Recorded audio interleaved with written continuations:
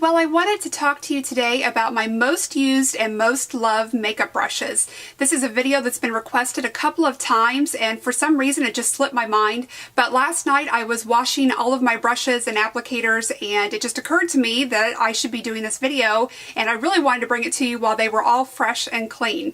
So I do have quite a variety of brushes to share with you. I do like a lot of different brands, so I'm going to start with the face brushes and then move into the eye brushes and also share with you a couple other applicator items that I really enjoy. So let's go ahead and get started. Starting with my face brushes, I have three that I want to share with you, and they are all from Bobbi Brown. So the first one is this Bobbi Brown powder brush. This has natural bristles, and it's just fluffy enough to evenly apply the powder, but it also comes to just enough of a point here that it allows for really great precise application. So it gets into the sides of my nose, it will get into this crease on my chin, and then also allow me to put powder around my hairline or anywhere that's just, I really want to be precise. I usually use this for just a setting powder, loose or pressed. I've used my Urban Decay Naked Ultra Definition Powder. I've used the MAC Mineralized Skin Finish Natural. There really hasn't been any powder that I've used with this that I haven't liked it. I think it would also make a pretty good bronzer brush, but I actually have a separate one that I wanted to share with you for that. But this is again just the Bobbi Brown powder brush. So the second brush that I want to share with you is the Bobbi Brown Face Blender. This is also a powder brush, but I use it exclusively for bronzer. What I really like about this is that it has a wide, fluffy head on it, so it really allows me to apply my bronzer evenly. So it just doesn't put any of those dark spots or apply it in a way that it's a little bit too heavy in one area and maybe not so much in another. I think this does a really good job of just evenly applying it. It's very, very soft. It seems to pick up just the right amount of bronzer and then disperse it evenly around my face. So I use this brush nearly every single day. Again, this is about 3 years old and it's held up very well. I actually think that I dried this one a little funny. I didn't lay it down right, so it's sticking out a little bit, but this is an excellent brush and I really enjoy it. Again, exclusively for bronzer, but you could certainly use this for face powder as well and it would do an excellent job. Okay, the next brush that is my favorite is my Bobbi Brown blush brush. This is far and away my favorite blush brush, and for one very specific reason. So when you're looking at it like this, you're seeing it from the front. So you can see that it's a little bit wider, but my favorite is when you turn it to the side, it's crimped in here a little bit in the middle, and that makes it a lot thinner, which allows me to have more precise application. One of the problems that I used to always run into is I would apply my blush and it would come down a little bit too far on my face and just sort of look messy and a little bit over the top. So I found that this brush is the way that I can perfectly apply it just to my cheekbone area and get a really nice application. This brush, and also a recommendation from Wayne Goss, which was to not do sort of what we've always been told and smile, which brings the apples of your cheeks up, and then when you let go, it drops back down. So having this thinner blush brush and then using the Wayne Goss method of sucking in your cheeks and then applying it where you need has helped me immensely. So what I will do, so forgive the fish face again here, but I will suck in like this, and then I will just apply my blush exactly where my cheekbone is, starting with the apples and up this way. And I just find that this allows for such precise application, so I really love it. You are not going to get a really wide area. As you can see, this is much more narrow, but for blush, I think this is excellent.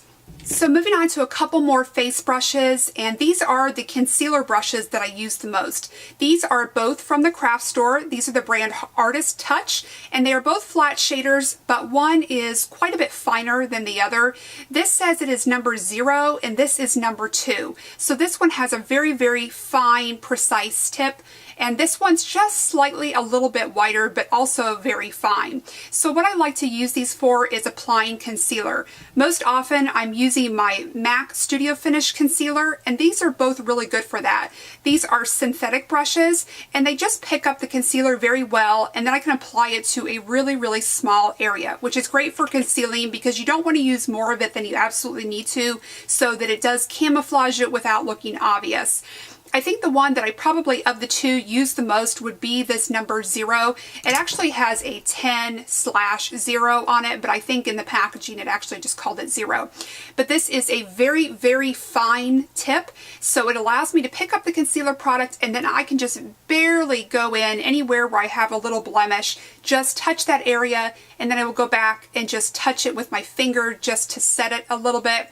And that is it. I really love these artist brushes for that. They have been fabulous. Moving on to my eye brushes. The first one is the MAC 217. This is a staple in my brush collection. This one I like to use mostly for packing color onto the lid. This has a similar concept to the Bobbi Brown blush brush, where they are wider from the front and a little bit more narrow from the side. So this one isn't great for blending colors, but I do really enjoy it for tapping that color all over the lid and then bringing it slightly up into the crease. It does have a slight dome shape, so it is still good for a little bit of blending, but just not quite as fluffy as I would like to pull the whole look together. This is an excellent brush and something that I use every single day, and this is a natural fiber brush.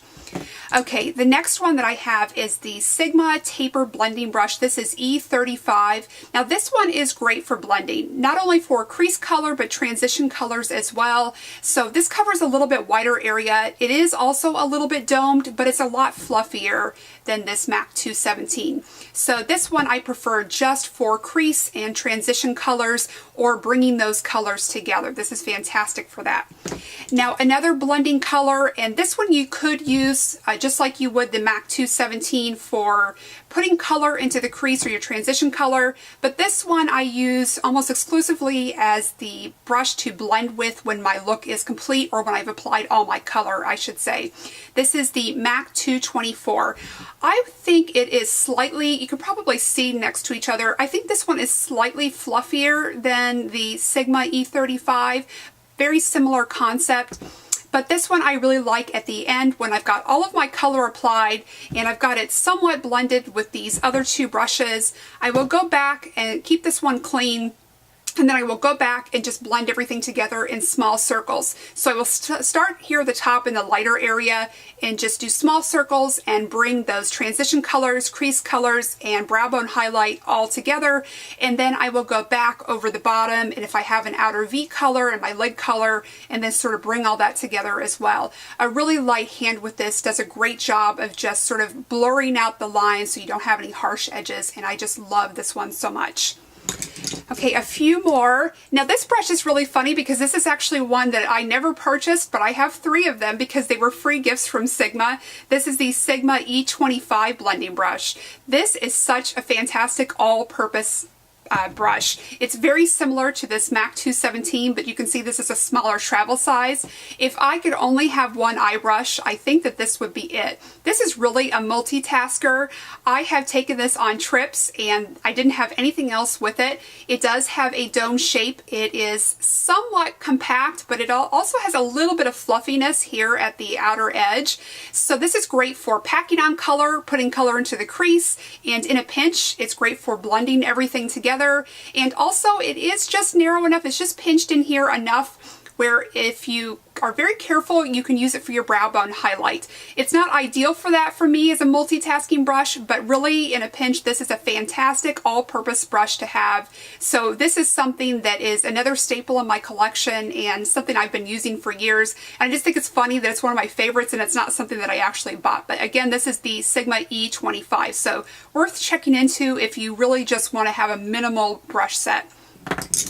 Okay, a couple more, and this is another Sigma brush. This is the E55 Eye Shading Brush. Now this is a very dense shader brush. This I use exclusively for packing color on the lid. This is not good for blending because it is way too dense. As you can see, it has a rounded top here, but it is really good for just patting color in, especially if you want to do a heavier eye look or a heavier lid look where you really need to apply a lot of color and you don't want it going everywhere. Also, if you're working with shadows that have a lot of fallout, this is really good at picking it up and then putting that down without getting a lot underneath. So I really like it for that. And then the next one that I have, and this is one that I use for my outer V color, and this is the Sigma E30. Also, just want to mention really quickly, I'm not affiliated with Sigma in any way. I just have a variety of things that I really like. So Sigma was recommended years ago when it came about on YouTube, and I really do enjoy them. So just wanted to make that point really quickly. Okay, so again, this is the Sigma Pencil E30 brush. This one I will use for the outer V color, like I mentioned. This one is also a natural bristle brush, and so I just pick up the color and then I apply it right along my lash line, and then I go back at the other half of the V and go up here, and then just kind of blend that in together. And then at the end, I will go back with a blending brush like the MAC 224 and really, really soften it. But for applying that really precise dark shadow, this is great for that. Okay, the next brush, and I love this one so much that I did in a video entirely on this. This is the Grumbacher 1/4 inch number 794 angle shader. As you may remember if you saw this video, this is my most favorite eyeliner brush. This is very densely packed. It's synthetic bristles. It picks up the liner very well. You can use it wet or dry. A lot of times I will use this, I will dampen this and then use it with my shadows for a liner look, which is what I did today with a Laura Mercier shadow. But this is fantastic. I'm not great at a winged liner, but this will help me with a little bit with that because of the angledness of it. Angledness? I'm not sure that's a word. But because it is angled, I should say, it does help me apply a baby wing when I can. This would also be great as a eyebrow brush. If you're someone that likes to use a powder product on your brows, this would be really great for that as well. It's not, it's fine, but it is not the finest, thinnest brush that I have. But for me, it's perfect for liner because I don't want my liner to be super thin. I need a little bit more thickness to it. But again, this is the Grumbacher number 794 angle shader, and I have several of these because I use them every single day. Okay, then moving on to my Sephora Pro Shader number 18. This one I use for a couple different applications. The one that I use it for most often is applying a shadow as a liner on my bottom lid. This is again domed, and it is tightly packed enough where I can get the shadow on and go in and use it as a liner. It's very thin, so it creates that nice thin line, but it also is fluffy. Well, it's not really fluffy. It is not so dense that it creates a really harsh thin line. It applies it just softly enough, which is what I really like about it. This also makes a really great brush to apply any sort of brow highlight, but I find myself most often going for the area under here with this. I really love it for that. And then finally, and this is going to compare a little bit to this brush, this is the Artist Touch 1/4 inch number 1500 angle shader. I have used this for eyeliner in the past. Again, this is synthetic, so you can use it wet or dry, but I have found that this one's just a little bit easier to use because it's a little bit thicker, so I get the line that I want a little more quickly. If you want to do a very, very precise line, or maybe you're working on a cat eye or anything that requires a lot of fine detail that maybe you want to be able to build up in intensity, this is, I don't know if you're going to be able to see it on here, but this is quite a bit thinner in the bristles than this Grumbacher brush. So very similar in size and concept, again angled, but you're going to get a lot more fine application with this. And sometimes what I actually like to use this for is, you know, the really dramatic brow highlight where you would, or brow bone highlight I should say, where you would use like a really sparkly shadow. That's sort of out of style, but I still like to have something up there. So a lot of times I will use this with one of my lighter shadows and just apply it really, really fine line of highlight just underneath my brow. And this is so fine and so thin that it really does a good job of that.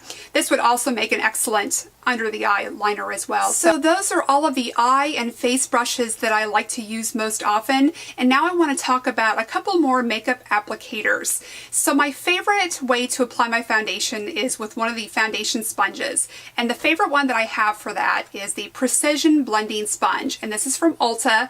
I will say I'm having a very hard time finding these lately. I found this one a few days ago and there was only one. It was $5.99, so it's a really great price. I love the quality quality, but they are a little bit harder to come by. This is made by Swissco, if that helps you do a little bit more searching of that online. But I think this is just as good, if not better, than the Beauty Blender, which is about $20. So this is the one that I've been using. It's coming apart, but this has gotten tons and tons of use. I've used it way past what the typical lifetime of this is supposed to be, but I love these. They're fantastic, and if you can find them, I really think they're worth getting if you like that Beauty Blender type of application for your foundation. Now finally, this is also something that I mentioned to you in a previous video about how I like to apply false lashes, but I found a really great resource on Amazon for these eyelash applicators. So let me take one of these out and show you. This comes in a container, and it does have a dispenser. So you just turn this and then it comes out kind of like a toothpick would. But this was a 100-piece container for about $6 or $7, and that was with shipping. And these are the micro brush applicators. These are fantastic for applying false lashes. I'm not going to go through the whole thing because I mentioned this to you in the video before about how I apply lashes, but basically I will just pop them on and then take this. It has a little bit of a flocked tip here at the end, and then I will just tap them in, and you can move them around with this. The glue doesn't stick to them, and the glue doesn't cause this to stick to the lashes. They are a one-time use applicator. I have had a lot of problems if I try to reuse these, but they are so inexpensive at, you know, 100 for about $6 or $7, so I don't mind just throwing them away. But these are fantastic for just pushing those lashes down where you need them and getting them just so. I think so many of these brushes are very versatile, and I just love them all, and I love the variety that I have. I just can't find one brand that I love all of the brushes in, so I just like having the best of everything. So I thank you so much for watching, and I hope to see you very soon. Bye-bye.